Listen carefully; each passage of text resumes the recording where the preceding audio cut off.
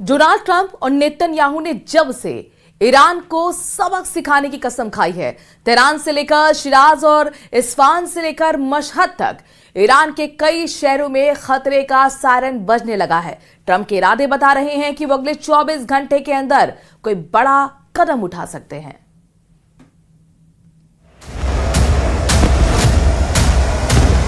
Lebanon में Israel के इस धमाके ने नेतन्याहू के इरादे साफ कर दिए।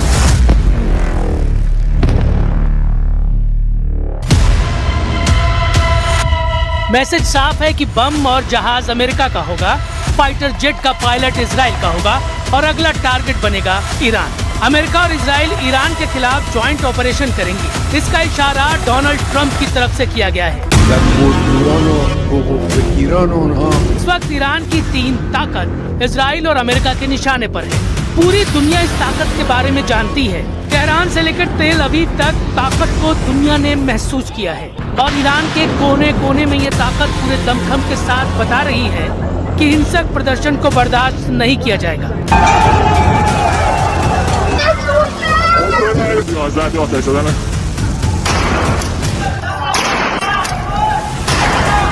यानी प्रदर्शनकारियों की आड़ लेकर इजराइल और अमेरिका जो करना चाहते हैं वो मंसूबे कामयाब नहीं होने दिए जाएंगे। ईरान की लीडरशिप इस वक्त ट्रंप और नेतन्याहू के टारगेट पर है। दूसरे नंबर पर ईरान का परमाणु कार्यक्रम है, जिसे मिटाने की कसम ट्रंप और नेतन्याहू दोनों ने खाई है। और तीसरे नंबर पर है ईरान की मिसाइल पावर, जो नेतन्याहू को बहुत ज्यादा परेशान कर रही है और इसका तनाव अब ट्रंप को सताने लगा है। If they will continue with the missiles, yes. The nuclear, fast. Okay? One will be yes, absolutely. The other will do it immediately.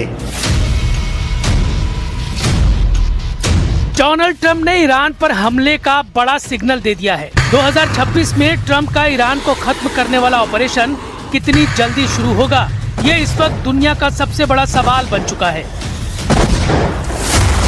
Trump ने दिखाई मीगा कैप। मीगा यानी make Iran great again.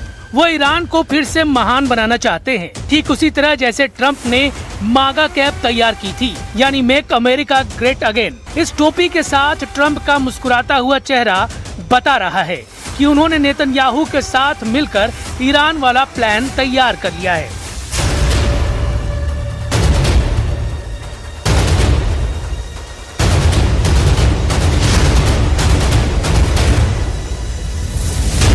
Israel के fighter jets को फिर से तैयार किया जा रहा है। बम लोड कर दिए गए हैं।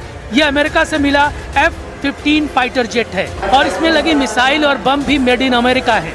इजराइल से ऐसे वीडियो जारी होने का मतलब साफ है कि नेतन्याहू कुछ बड़ा करना चाहते हैं। Well, I'll tell you about action because I was presented a few days ago, actually 2 weeks ago, with the prospect that they're having field exercises in which they're practicing launching ballistic missiles at Israel. So I passed the message. I think I made it public, so it's not secret. I said, if you dare do that, the results would be devastating. So I hope Iran doesn't make that mistake.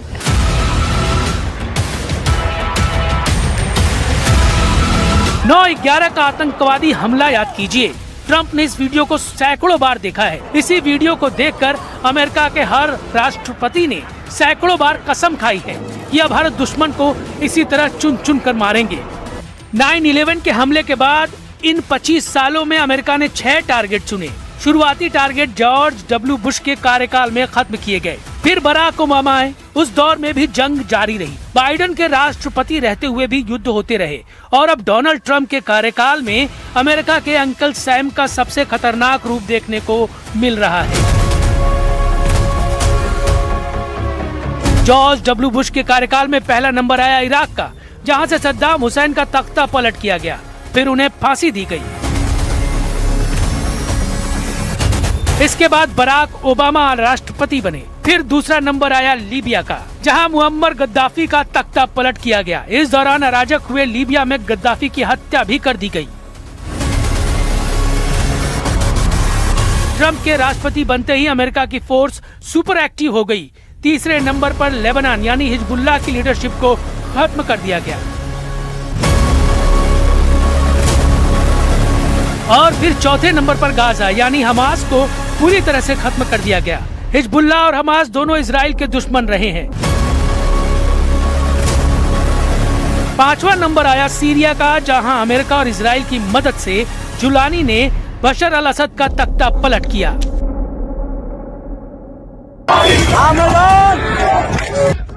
सवाल है कि Iran में जो हालात अभी हैं उसे लेकर क्या ट्रंप वहां वेनेजुएला जैसा ऑपरेशन कर सकते हैं, या फिर भीड़ के बहाने क्या ईरान में तख्ता पलट वाला ऑपरेशन अंजाम दिया जा सकता है। इसमें कोई शक नहीं कि इजराइल और अमेरिका इस वक्त खमैनी और उनके कमांडरों के लिए हालात मुश्किल करना चाहते हैं, ताकि जो मकसद जून 2025 में पूरा नहीं हुआ वो 2026 में किसी तरह से हासिल कर लिया जाए।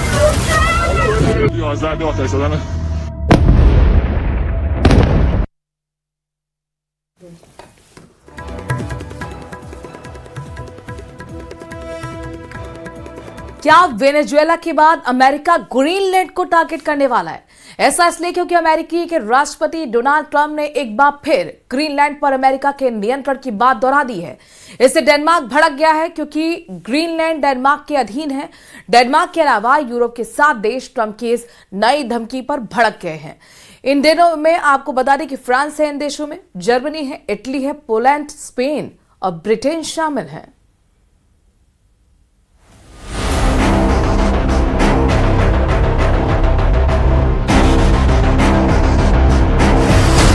वेनेजुएला के बाद ग्रीनलैंड का नंबर। ट्रंप के ऐलान पर यूरोप में गदर। यूरोपियन यूनियन के निशाने पर आया अमेरिका। क्या नेटो हो जाएगा तितर-बितर?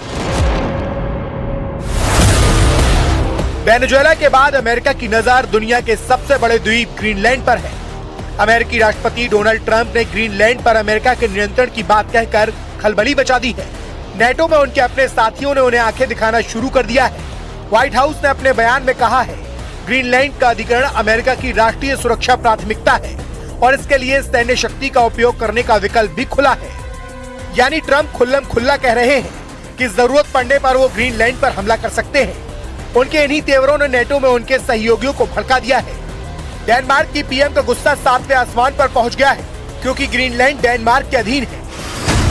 डेनमार्क की प्रधानमंत्री मेटे फ्रेडरिक्सन ने स्पष्ट शब्दों में कहा कि अमेरिका को ग्रीनलैंड पर कब्जा करने की कोई जरूरत नहीं है और न ही उनके पास डेनिश साम्राज्य के किसी भी हिस्से को हड़पने का कोई अधिकार है। ग्रीनलैंड के प्रधानमंत्री जेंस फ्रेडरिक नील्सन ने भी कहा कि जब अमेरिकी राष्ट्रपति ग्रीनलैंड को वेनेजुएला से जोड़कर सैन्य हस्तक्षेप की बात करते हैं तो ये न केवल गलत है बल्कि ग्रीनलैंड के लोगों की बेइज्जती है। तीखी बयानबाजी के बीच अमेरिका की धमकी पर यूरोपियन यूनियन ने एक बैठक भी की है। यूरोपियन यूनियन ने अपना विरोध जताने के लिए एक साझा बयान भी जारी किया। बयान में France, Germany, Italy, Poland, Spain, UK, Denmark और ग्रीनलैंड शामिल हैं। साझा बयान में कहा गया कि ग्रीनलैंड केवल और केवल ग्रीनलैंड के लोगों और डेनमार्क का है।